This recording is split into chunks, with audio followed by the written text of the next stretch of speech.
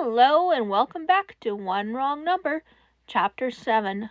One last wrong number. What could have been? Summary.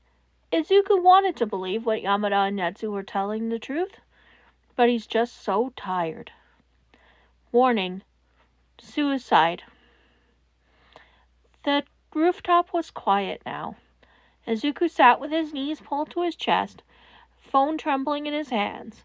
The sky was dimming to a bruised purple, the city below still bustling like nothing was wrong. Like it didn't matter that he was up here. Like he didn't matter. He stared at the screen. The last call still lit up. Yamada Hisashi. 3 minutes, 41 seconds. He had listened. Really listened. And so had Netsu, principal of UA. They'd said things that almost reached him. Almost. Izuku exhaled through his nose, breath shaking. I want to believe you, he whispered to no one, and yet his thumb hit the end call button. He looked at the screen again. His thumb hovered over the call icon. One more, he told himself. Just one more. Just to hear her voice. Maybe if he heard his mom. Maybe if she cried, begged, reminded him how much she loved him. He slowly began to type. The last digit slipped. He didn't check. His vision blurred as tears rimmed his lashes. He hit dial. Ring. He sniffed and wiped his face. Come on, please. Ring. Click. Hello? A rough voice answered. Izuku blinked. Mom? A pause. No. This is Toshinori Yagi. Who is this? Izuku froze. He knew that voice. Not the ragged one he had just heard, but the voice underneath it. All Might? Another pause. Young man, the voice cracked. How did you get this number? Izuku's fingers clenched around the phone. His lungs felt too tight. I meant to call my mom. I messed up the number. A beat, then a bitter laugh. Of course, he said. One more wrong number. All Might's voice softened. Wait, you sound familiar. Are you okay? Izuku didn't answer right away. His eyes drifted toward the edge of the roof again, just a step away. I saw you earlier, he said, voice flat. After the villain attack. You told me I couldn't be a hero. A sharp breath. I remember. I didn't mean to hurt you. I was just... You were being honest, Izuku whispered. And you were right. No, All Might said quickly. I wasn't. You shouldn't listen to me. It doesn't matter, Izuku said.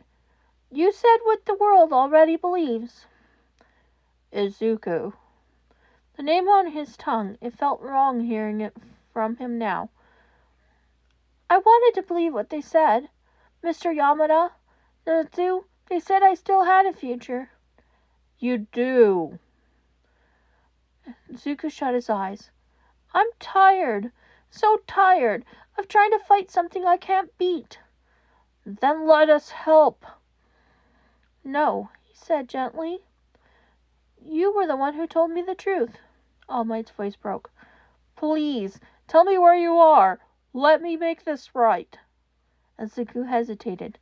The wind whispered past him, tugging at his hoodie, teasing the edge of his notebook where it lay beside him on the rooftop. Then he looked down at it, hero analysis for the future.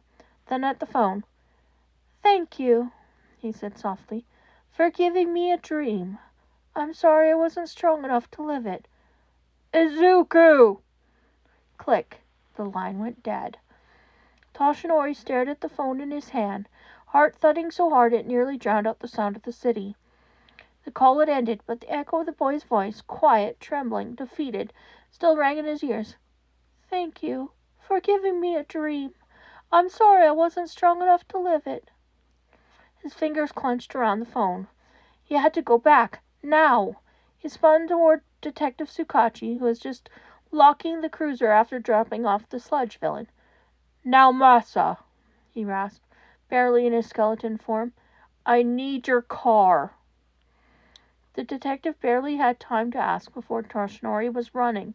He wasn't All Might anymore. He couldn't fly, couldn't leap over buildings, couldn't punch through time and fate and say, "Don't worry, I'm here." But he ran. He didn't remember the streets. Japan had changed while he was away. From the ground, everything was unfamiliar, wrong. Turns blurred together, street signs became gibberish, and every red light felt like a slap across the face. He dialed Netsu, no answer. The commission, voicemail, Gran Torino, nothing. Desperation clawed at his throat, and then the lights. Blue and red flashing against concrete and glass. He didn't need directions anymore. The rooftop was cordoned off with the yellow tape. A few officers stood in the quiet huddle, their expressions tight and unreadable. Toshinori pushed through them before they could stop him, lungs burning as he climbed the final steps. And there, where he'd left the boy just hours earlier, he stopped. No body, just a phone, lying on its back, screen cracked. And beside it, a notebook, its pages fluttering in the wind like wings trying to take flight. He stepped closer, hand trembling as he picked up the worn cover. Hero analysis for the future. The corners were dog-eared, ink-smudged. One page had a drop of blood. Another had a doodle of him, All Might, smiling, arms wide. Toshinori sank to his knees, and the wind kept turning the pages. Later, in Netsu's office, the silence stretched long between them. Toshinori couldn't look up. The principal set the closed notebook down between them. His voice was quiet. "He reached out. He called. He wanted to believe someone would catch him." A beat, then softer. "But in the end, all it took was one more wrong number." And that's the end of that chapter.